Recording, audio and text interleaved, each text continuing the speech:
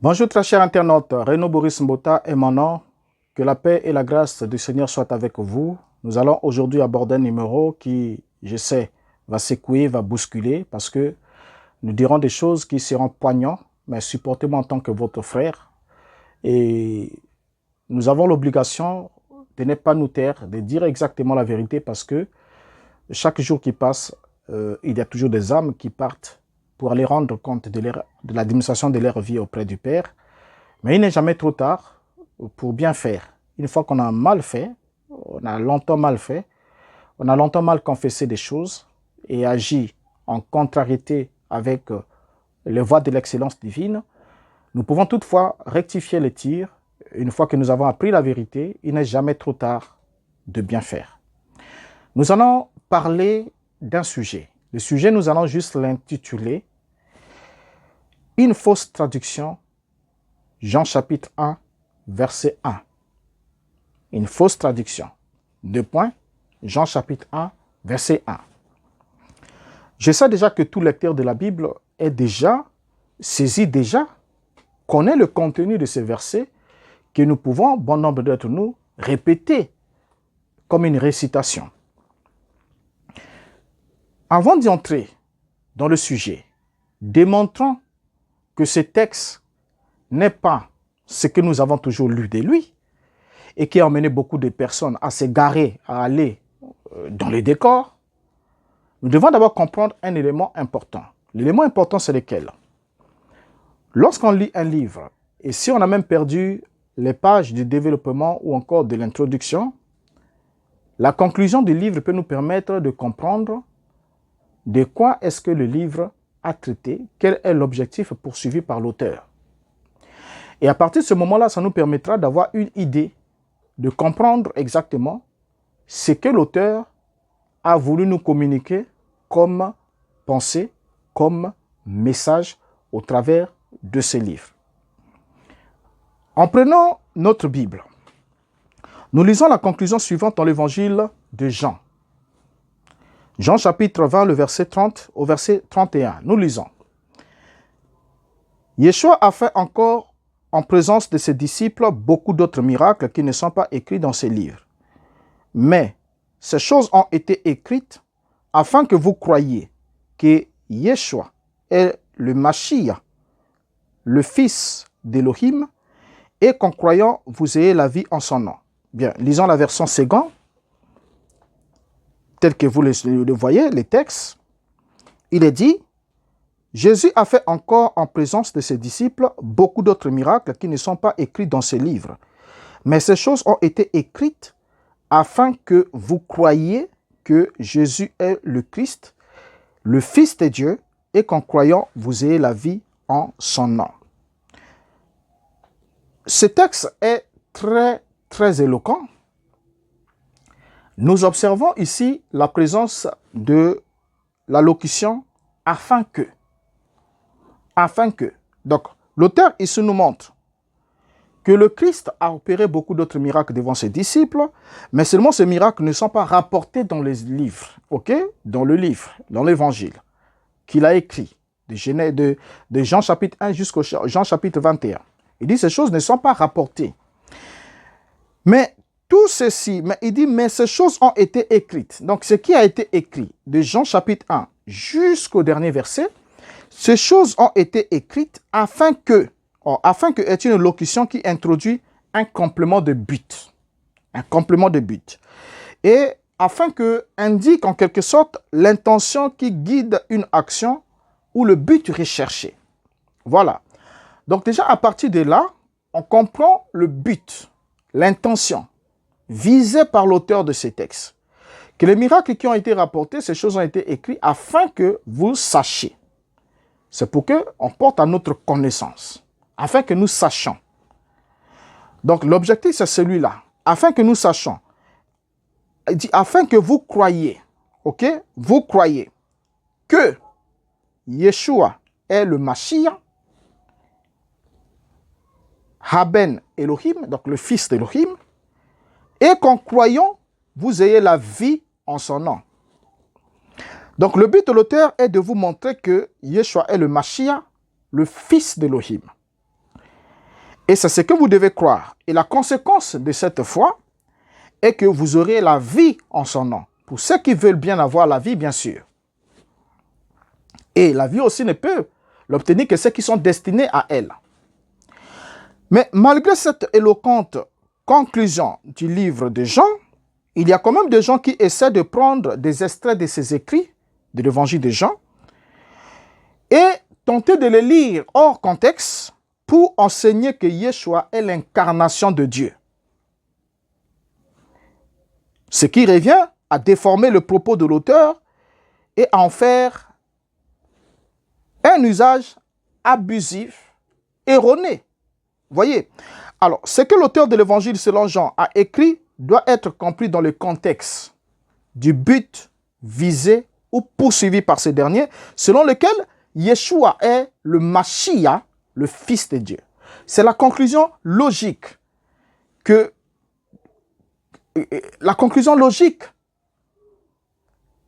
pour tout celui qui aurait fait une bonne lecture de ce livre, au fait qu'il aurait compris, bien sûr. Gardons à l'esprit que la conclusion du livre de Jean doit être prise en compte lorsque nous lisons les traducteurs de la Bible traitant le premier verset de l'évangile de Jean. Parce que c'est de ça qu'il est question. Quand nous allons lire les traducteurs de la Bible traitant le premier mot de l'évangile de Jean, nous devons garder dans notre esprit les buts poursuivis par l'écrivain. C'est de nous emmener à voir que Yeshua est le Mashiach, le Fils de Dieu. C'est cela.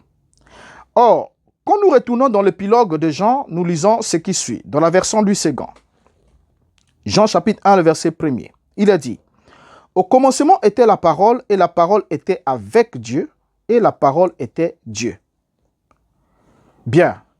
Ce verset introductif de l'évangile, selon Jean, semble être le meilleur verset au monde qui enseigne la divinité et qui prouve que Yeshua est Dieu. Vous voyez, ça semble être le meilleur verset. Il n'y a pas un verset aussi meilleur que celui-là. Et chaque fois qu'on parle de la divinité, vous allez voir que le premier élément, le premier verset qui peut au fait vous balancer quelqu'un qui semblerait sortir encore de l'école de dimanche, c'est celui de Jean chapitre 1, le verset 1er. Parce qu'il est si facile. Au fait, c'est si facile. Il n'y a rien. Au fait, c'est facile. Au commencement était la parole était avec Dieu, et la parole était Dieu. C'est tout. Ça règle la question, n'est-ce pas? Mais seulement ce que bon homme ne sait pas, c'est qu'il y a deux problèmes qui affectent la traduction de ces versets. Le premier problème, vous allez le découvrir avec moi, parce qu'on va lire les textes, vous allez le voir et le comprendre. Le tout premier problème, c'est d'abord le problème théologique. Les problèmes théologiques. Le deuxième problème, c'est l'application correcte des règles de grammaire. Ce n'est pas moi qui va le dire, mais les spécialistes, d'autres spécialistes vont venir prouver ce que nous sommes en train d'affirmer.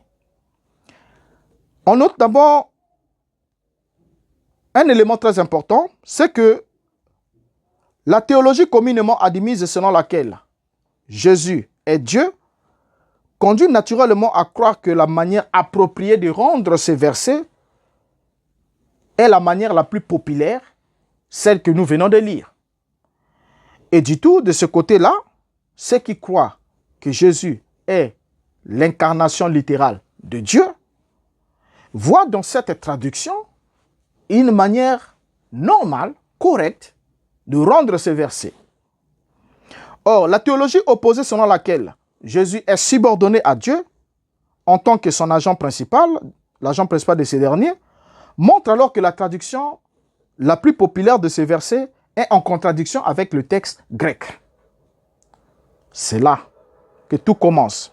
Je tiens à notifier que la traduction est un exercice périlleux, voyez, qui présente de nombreuses difficultés, et on ne doit pas oublier que la traduction aussi est à l'origine d'erreurs aux conséquences anodines et même aux conséquences tragiques. Quand c'est mal traduit, ça peut tuer. On avait un exemple qu'on donnait, il y avait un homme, avant qu'on puisse inventer au fait, lorsqu'on avait encore le télégramme, la ponctuation était très importante. Et il y a un homme qui écrit, on écrit, le chef, celui qui avait la juridiction suprême à cette époque-là, envers un prisonnier qui était condamné à mort. Et on avait envoyé le message pour que le général puisse donner le verdict si on doit tuer la personne ou on ne doit pas le tuer et attendre le retour du général. Le général a écrit, vous voyez, en un seul mot, la phrase c'était « tuer n'est pas attendre ». En 3 mots, vous voyez, « tuer n'est pas attendre ». Vous voyez? Alors, déjà, quand on vient en anglais, on a kill, ok? Kill, don't wait. Maintenant là, lorsque le télégraphe, l'homme de la poste qui devait recevoir le message qui venait en morphe, le problème c'était au niveau de la ponctuation. Où est-ce qu'on devait mettre le point?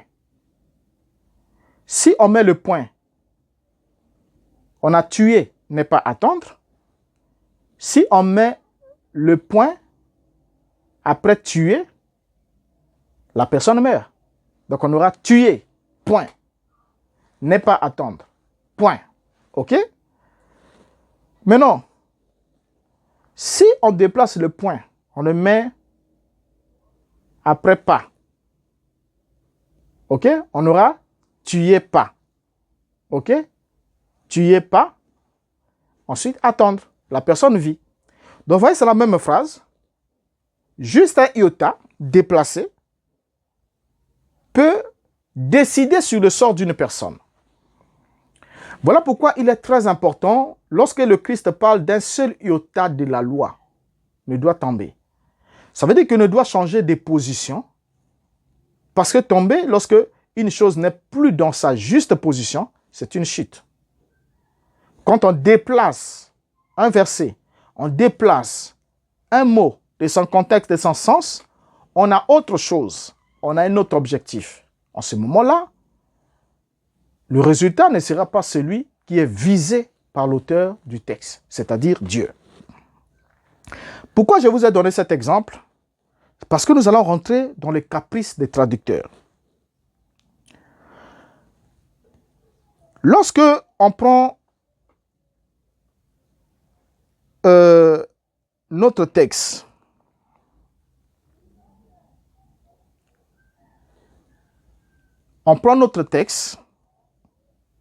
en se basant uniquement sur le langage utilisé dans Jean chapitre 1, le verset 1er,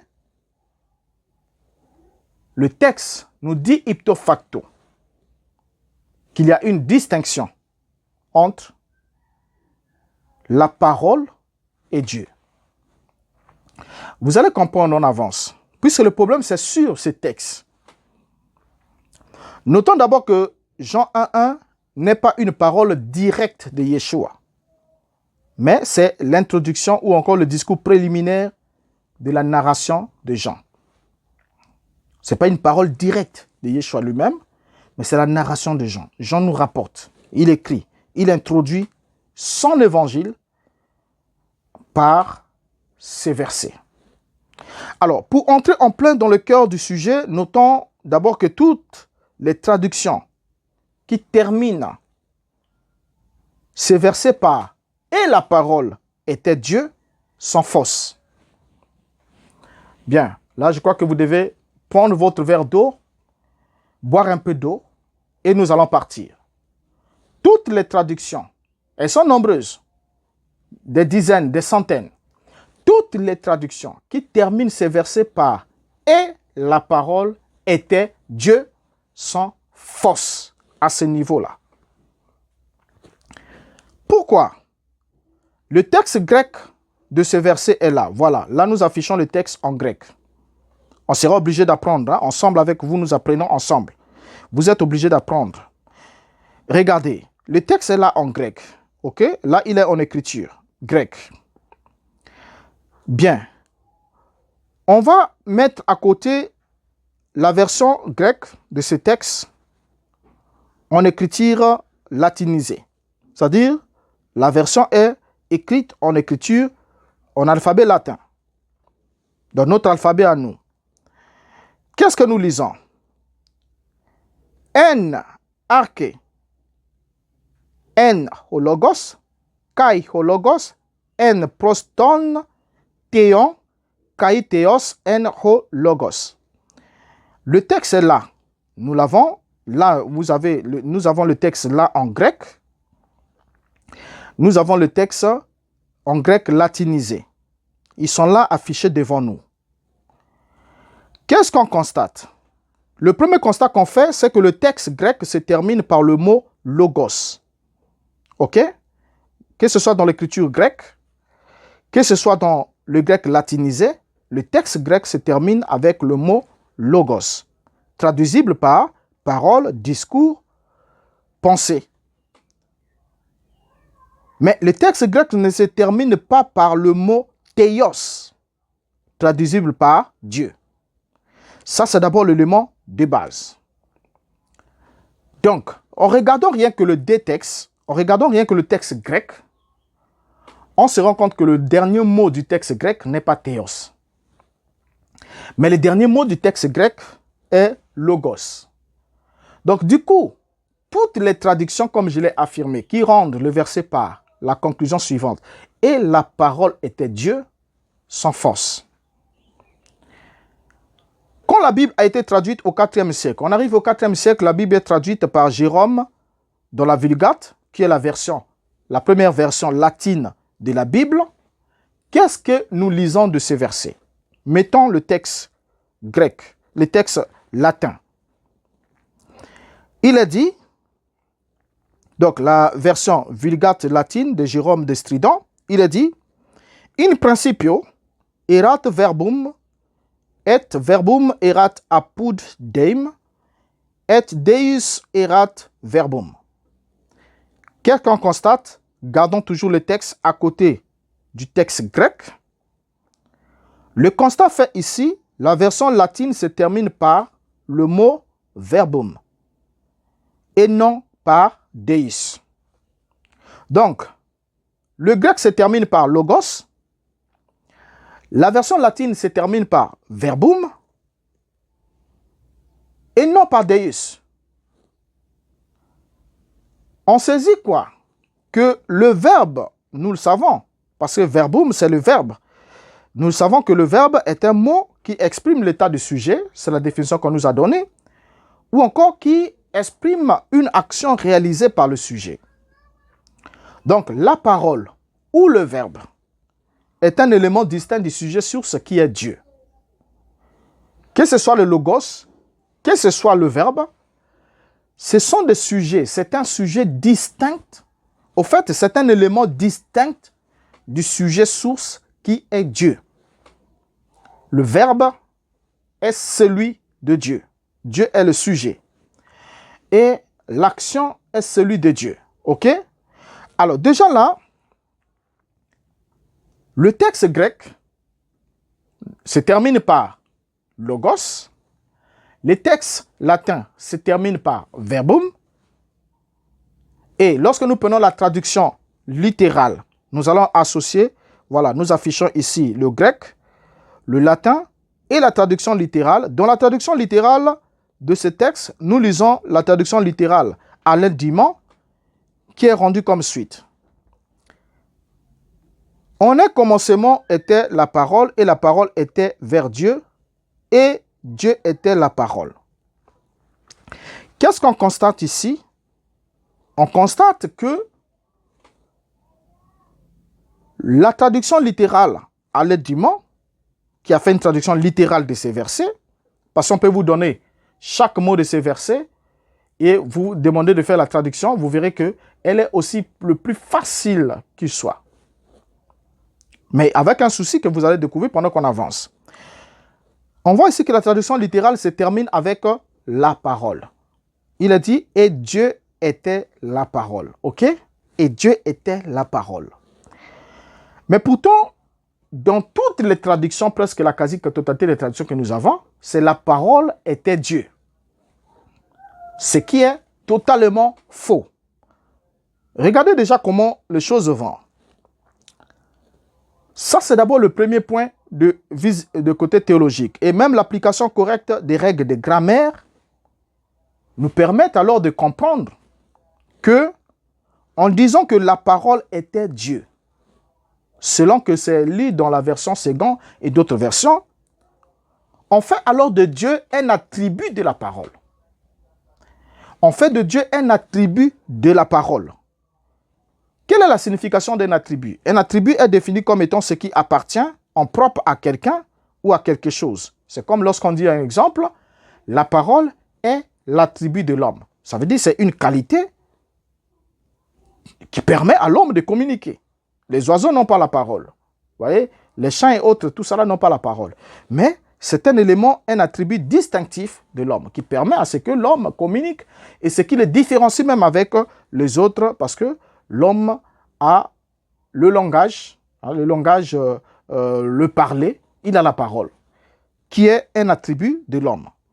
Et l'attribut est aussi un signe symbolique d'une fonction, comme par exemple dans un métier, comme on dit par exemple, la balance est l'attribut de la justice. Parce que quand on vient envoyer une balance dessinée, on comprend qu'on est en face du ministère de la Justice qui doivent peser les faits, peser les actes, peser les mots, ainsi de suite pour donner les justes milieux ou encore donner la qualification juridique des faits. Alors, l'attribut comme tel a un rôle et une fonction. Pourquoi est-ce que nous parlons de l'attribut déjà? Pour rappeler à ceux qui ont peut-être oublié un peu les notions qu'on avait de grammaire. On nous a parlé de l'attribut, ok? L'attribut, lorsque nous avons le verbe d'état, le verbe être, dans notre cas ici, un verbe d'état, lorsque on a la parole était Dieu, Dieu étant placé après le verbe être conjugué à l'imparfait, ce qui fait du coup de la parole le sujet, ok? En d'autres termes, de Dieu l'attribut de la parole. Parce que était introduit l'attribut. C'est ce qu'on est en train de comprendre. Donc déjà, en disant que la parole était Dieu, on fait de Dieu un attribut de la parole. Ok? Or, l'attribut du sujet sert à identifier le sujet ou à préciser l'une de ses caractéristiques. Comme par exemple, lorsqu'on nous dit, je dis par exemple, André est mon frère. Il est jeune. Il est jeune. Jeune, c'est un attribut de mon frère. C'est André. Il est jeune. Jeune est un attribut de il. Il mit pour mon frère André. En ce moment-là, jeune, le mot jeune est placé après le verbe d'état être. Et ce mot est alors un attribut du sujet qui est le pronom personnel il mis pour Jean, pour André. Alors, en reprenant notre verset, nous remarquons que la quasi-totalité des versions que nous lisons montre en quelque sorte que Dieu est un attribut de la parole. La question qu'on doit se poser avant d'avancer, est-ce vrai la parole était Dieu? C'est la question. Est-ce vrai la parole était Dieu? Quand vous prenez le texte grec, lorsque nous prenons le texte grec, nous prenons le texte latin qui arrive au IVe siècle. Nous prenons la version, comment on appelle ça? La traduction littérale. On peut se poser la question de savoir, est-ce vrai la parole était Dieu? La bonne réponse, la plus logique et la plus honnête avec notre propre intelligence et notre conscience devant les textes qui sont devant nous, la bonne réponse est non. Non, pourquoi? Parce que Dieu n'appartient pas à la parole. Dieu n'appartient pas à la parole. Pour que Dieu soit un attribut de la parole. Non, mais c'est plutôt la parole qui appartient à Dieu. Donc la parole est un attribut de Dieu. La parole appartient à Dieu, mais Dieu n'appartient pas à la parole. La parole, Dieu est le propriétaire de la parole. Parce qu'il est la source de la parole. Mais Dieu n'est pas le produit de la parole. Parce que dire la parole était Dieu, c'est faire de Dieu un attribut de la parole, alors que c'est totalement faux. Voilà pourquoi nous avons dit au début, il y avait un problème théologique et il y avait un problème aussi un problème grammatical. Donc les règles de grammaire et tout qui ont été sapées. Et vous allez comprendre pourquoi et dans quelle intention cette traduction a été faite. Donc, l'expression « la parole de Dieu ». Lorsqu'on dit la parole de Dieu, cette expression est bibliquement juste. Ok? La parole de Dieu, puisque la parole appartient à Dieu. La parole de Dieu. D'accord. Montrons que la parole est un attribut de Dieu. Mais, Dieu de la parole, cette expression n'existe pas. Dieu n'est pas l'attribut de la parole. Non, ce n'est pas possible.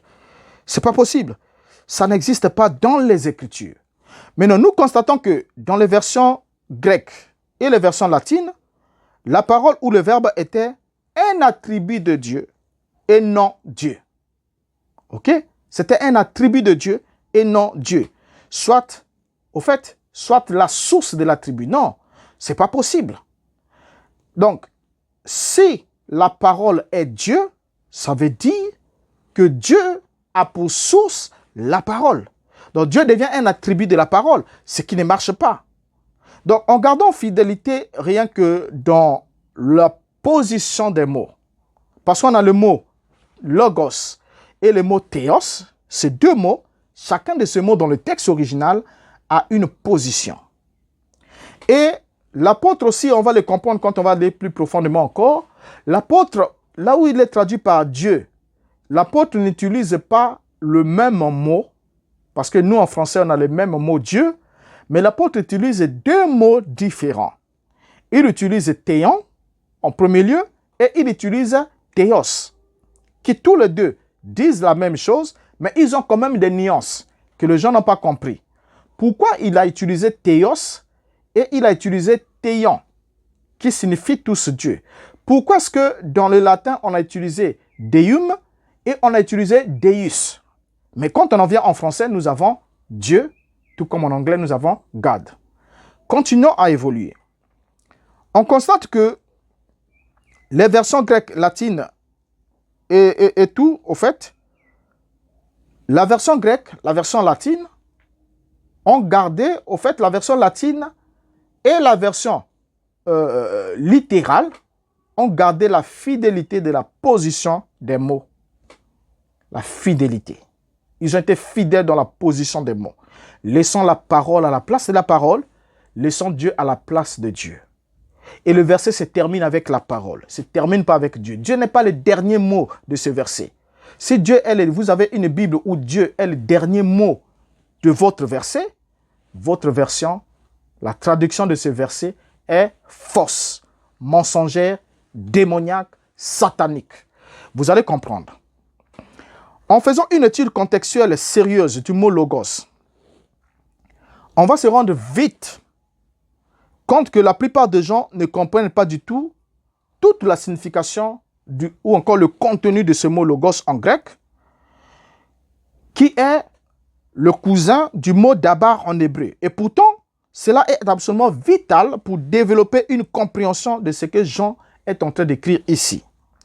D'abord, le logos est la pensée. Ok, l'expression, la pensée ou encore la raison. C'est ça le logos. Le logos est la pensée, l'expression et aussi la raison.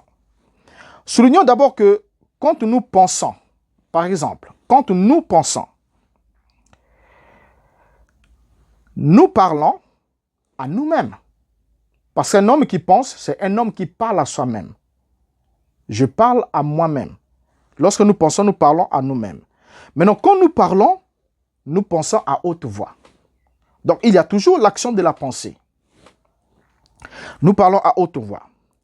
Alors, les mots français tels que monologue, monologue, on a monologos. Donc, les mots français tels que monologue et le mot dialogue montrent le lien qu'a le logos avec le langage. Tandis que les mots comme logique, logistique signifient son lien avec la pensée. Parce que quand on est dans le domaine de la logique, c'est le lien établi avec la pensée. Mais quand on est dans monologue, dialogue, c'est le lien du logos avec le langage. Quand on est dans plutôt les termes comme dans la notion de la logique, logistique et tout, c'est le lien du logos avec la raison, avec la pensée.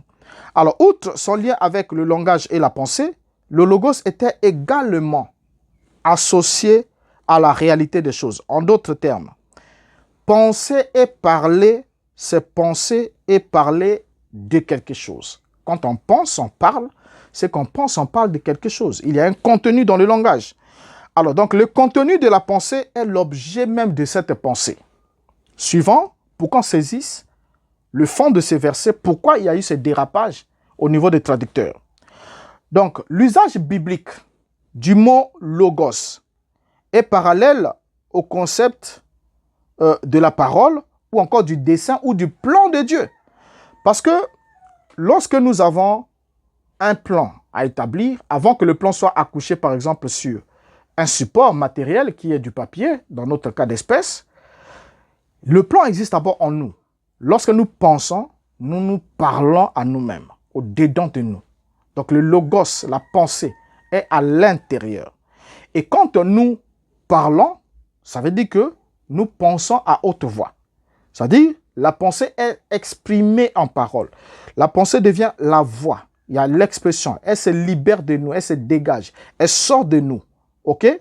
Alors, c'est comme ça que lorsque Yeshua parle dans Matthieu chapitre 4, le verset 4, il signifie ce qui suit.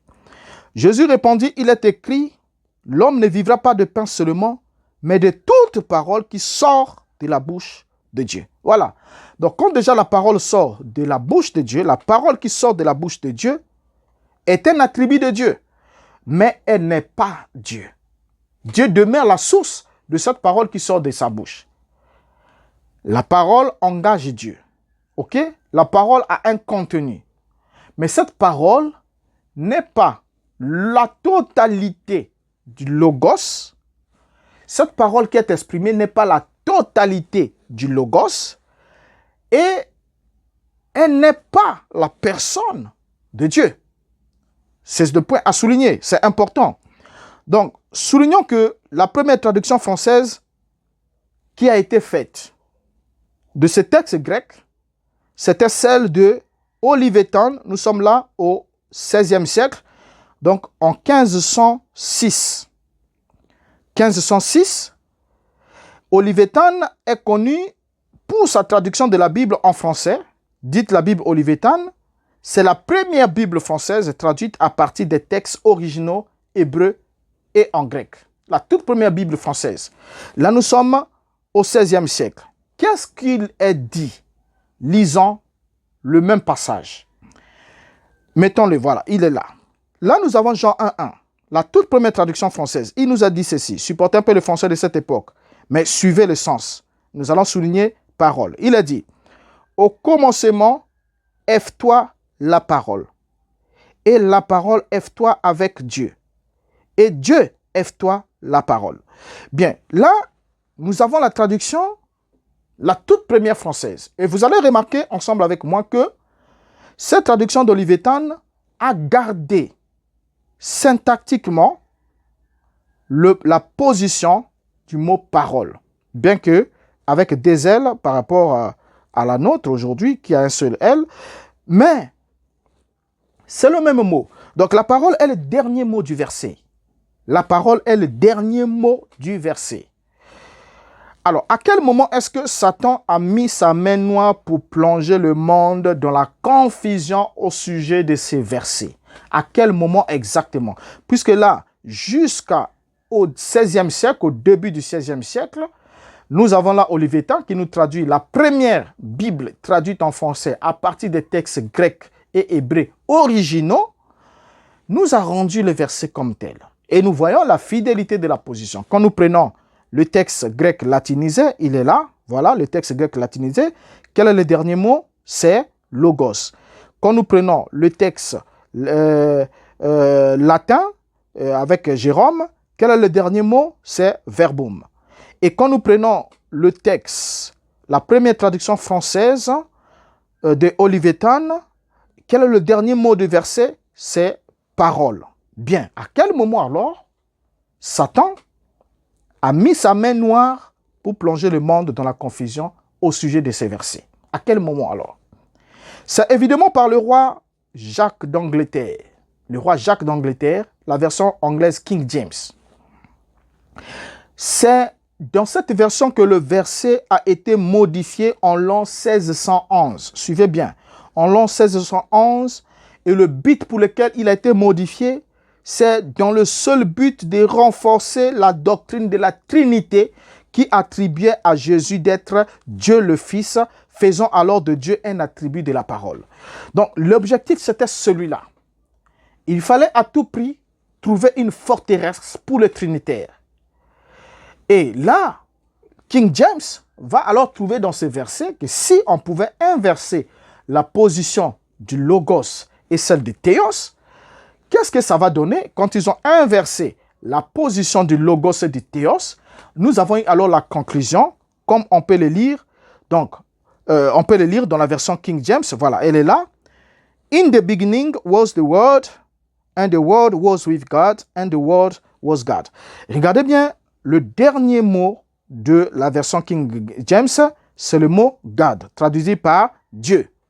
Mais alors que, lorsque il termine son verset par The Word was God, automatiquement, The Word was God, King James emmène tout le monde dans le décor. Et du coup, nous avons autre chose. Vous voyez, lorsque on met son verset, sa traduction à lui, à côté de la traduction de Jérôme, à côté de Olivetti, on se rend compte qu'il y a fraude. Il y a fraude. Et la conclusion de King James, c'est « Et la parole était Dieu. Et la parole était Dieu. Et la parole était Dieu. » Or, lorsque nous prenons la Bible, le concept, par exemple, Fils de Dieu, c'est un concept biblique, ok? Mais le concept Dieu, le Fils, est un concept satanique. Et il a été inventé par des trinitaires, uniquement dans l'objectif d'attribuer à Yeshua, le Fils, une divinité de la même substance que le Père. Donc, on vous parle dans la Trinité, on dit le 301. Ok? Ils sont consubstantiels. Et lorsque on a voulu le faire, il fallait trouver des versets qui attribuent au Fils aussi d'être Dieu. Puisque Yeshua lui-même n'a pas déclaré de sa propre bouche qu'il était Dieu. Mais il fallait trouver des versets. Et on va découvrir, on va prendre beaucoup d'autres versets encore. Il y en a encore d'autres, ok? Que vous lisez là. Nous allons le prendre dans les textes originels. Vous allez voir pourquoi où est-ce que les gens vous ont emmené et quel était leur objectif. Or, l'objectif de King James n'a pas été de renforcer la position modaliste selon laquelle Dieu, Père, Fils et Saint-Esprit sont les trois attributs, les trois fonctions d'un seul Dieu qui s'est révélé en trois phases, en tant que Père, en tant que Fils, en tant que Saint-Esprit. Ça n'a pas été le cas. Et quand ils ont voulu renforcer la divinité attribuée à Yeshua d'être Dieu, ça n'a pas été pour qu'il soit Dieu le Père. Non. Ils disent, la Trinité dit clairement que Jésus est Dieu le Fils. Dieu le Père, c'est une entité distincte. Et Dieu le Saint-Esprit aussi une autre. Mais les trois constituent Dieu. Ok? Ils savent comment ils expliquent ça à leur manière à eux. Vous le savez, vous qui êtes trinitaire ou bien qui avez embrassé soit la Trinité modale ou encore la Trinité ontologique. Alors, donc déjà là, on voit ici que King James nous termine le verset avec « Et la parole était Dieu ». Alors, c'est ce poison qui a été distillé. Ce poison, je dis bien poison, qui a été distillé par plusieurs et qui, jusqu'à présent, envoie plusieurs âmes à la perdition. Plusieurs âmes à la perdition. Mon frère, ma soeur, si vous avez déjà lu ces versets, et si vous l'avez déjà prêché en tant que prédicateur, tel que vous l'avez prêché, tel que King James l'a déformé, ok, du coup, vous êtes en train de faire dire à la Bible ce qu'elle ne dit pas. Vous avez laissé tomber un iota. Le ciel et la terre passeront, mais mes paroles ne passeront jamais. Et là, en faisant ce que vous avez fait, vous pensez avoir rendu un service à Dieu en déplaçant la borne ancienne, mais non, vous ne lui rendez pas un service. Au contraire, vous vous détruisez et vous détruisez ceux qui ont cru en vous. Regardez un peu les dégâts que cela a donné. Regardez un peu les conséquences que cela a donné. La confusion que cela a sémé dans beaucoup d'esprits parce que dès le premier verset de l'évangile de Jean, on voit la parole qui est Dieu. Et après, en bas, on va voir que la parole a été faite chair. Donc, ça veut dire que Dieu a été faite chair. On ne sait pas par qui. On va étudier toutes ces choses-là. Vous voyez?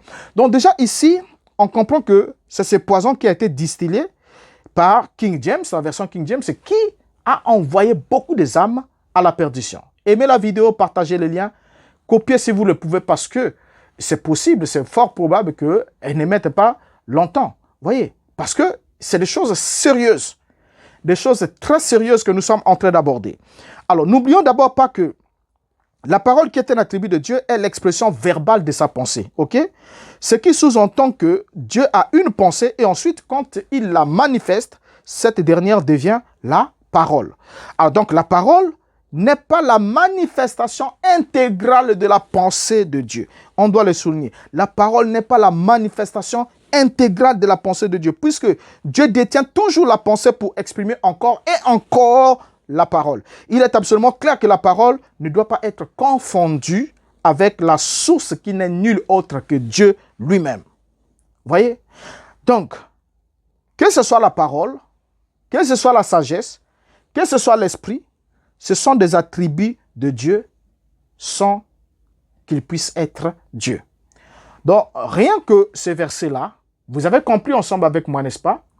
Vous pouvez prendre les autres versets, vous allez voir que d'autres vont vous dire la parole était un Dieu. Ils vont mettre même un article là où les Grecs n'ont pas ça, parce qu'ils sont dérangés, au lieu de se rapporter à la vérité. Et rares sont des versets, rares sont des versions qui ont gardé le texte fidèle au texte d'origine. Et dans tout texte que vous lirez, qui vous conclura ces versets par « La parole était Dieu », comprenez que vous êtes en face d'une fausse traduction de ces versets. Et si vous faites asseoir vos enseignements sur base de cela, vous savez où est-ce que vous emmenez votre âme. Et juste un peu de notions de grammaire, puisqu'on ne doit pas oublier que lorsque vous lisez la Bible en grec comme en latin, tout comme en français ou en anglais, la Bible est écrite dans une langue. Et une langue a des règles. Une langue a une grammaire. Et donc, vous lisez votre verset, vous lisez la traduction, quelle que soit la version, n'oubliez jamais d'avoir dans l'autre main un dictionnaire ou un guide qui vous permettra de comprendre le mot des langues, les mots qui sont utilisés. Pourquoi est-ce qu'ils sont utilisés? Parce que la Bible est écrite dans une langue et toute langue fonctionne avec ses règles. On ne peut pas déplacer impunément comme ça des mots de leur position pour leur donner une autre connotation et envoyer ainsi plusieurs âmes dans les décors. Alors, c'est ce que j'avais à vous souligner, vous montrer juste que la parole était Dieu est une fausse traduction. Voilà ce que nous devons retenir au sujet de la fausse traduction de Jean chapitre 1, le verset 1er. Et comprenez alors à partir de ce moment que la parole est un attribut de Dieu et non Dieu qui soit un attribut de la parole. La parole appartient à Dieu parce que c'est Dieu qui exprime la pensée pour libérer la parole, mais bien que la parole étant libérée et détachée de Dieu, Dieu demeure ce qu'il est, la source toujours de la parole, avec toujours la pensée, le logos en lui, pour pouvoir exprimer toujours et toujours la parole. Donc, ne confondez pas les choses, ne laissez pas des gens dans leur intention, fausse intention, vous induire en erreur et ne continuez pas à suivre tous ces blablabla aussi longtemps que Dieu a permis que vous soyez à l'école, Dieu a permis que vous appreniez à lire, Dieu a permis que vous ayez un peu de connaissances, alors Dieu n'accepterait pas que vous demeuriez dans l'erreur dès l'instant où vous connaissez la vérité. Alors dès lors, cessez de confesser que la parole était Dieu, lisez la version telle qu'elle est écrite en grec, ramenez les mots dans leur juste position et vous verrez que le message que ce verset vous donnera sera un autre message contraire à celui que vous avez toujours eu jusqu'à présent. Je vous dis au revoir et vous prends congé. Je vous donne rendez-vous pour un prochain numéro. Oui, quelqu'un m'avait dit en commentaire, nous devons aborder aussi Jean chapitre 1, le verset 2 au verset 3, la parole créatrice, et nous verrons qu'est-ce qui s'est réellement passé lors de la création, comment est-ce que Dieu, ou qu'est-ce qui s'est passé, c'est la parole qui a créé ou c'est Dieu qui a créé, nous le saurons dans un prochain numéro. Et jusqu'à là, portez-vous bien, j'attends vous lire en commentaire, j'attends aussi vos suggestions, pourquoi pas votre apport aussi en prière, même si vous ne m'aimez pas comme votre frère, mais vous n'êtes pas obligé de m'aimer, mais aimez la vérité aussi longtemps que c'est vrai, aimez cela. Ne voyez pas ma personne, mais voyez ce que je dis de la part de la parole du Seigneur. Et ne voyez pas non plus votre position que vous avez toujours affirmé, démontré avec force, efficacité, tout. Je sais ce que cela fait, mais vous avez une âme et une conscience. Vous êtes libre et seul. Vous serez un jour seul devant Dieu pour rendre compte de l'administration de votre vie, pour rendre compte de la manière que vous avez lu et enseigné et prêché et compris sa parole. Alors je vous dis au revoir. Priez pour nous, partagez le lien, soutenez-nous par les prières, soutenez-nous d'une manière ou d'une autre, que ce soit logistiquement, que ce soit financièrement, de toutes les voies possibles. Nous avons besoin de votre soutien pour aller plus loin ensemble parce que c'est vraiment du travail. Il faut que nous travaillions, il faut que nous abordons suffisamment de sujets et ça, nous ne pourrons pas le faire tout seuls, mais c'est avec vous. Si vous n'êtes pas encore abonné sur la chaîne, ne manquez pas de le faire, ne manquez pas non plus de le recommander à quelqu'un d'autre afin qu'ensemble, nous puissions réellement nous poser des questions existentielles et la gloire reviendra à notre Dieu. Je vous dis au revoir, à la prochaine. Merci pour votre aimable attention.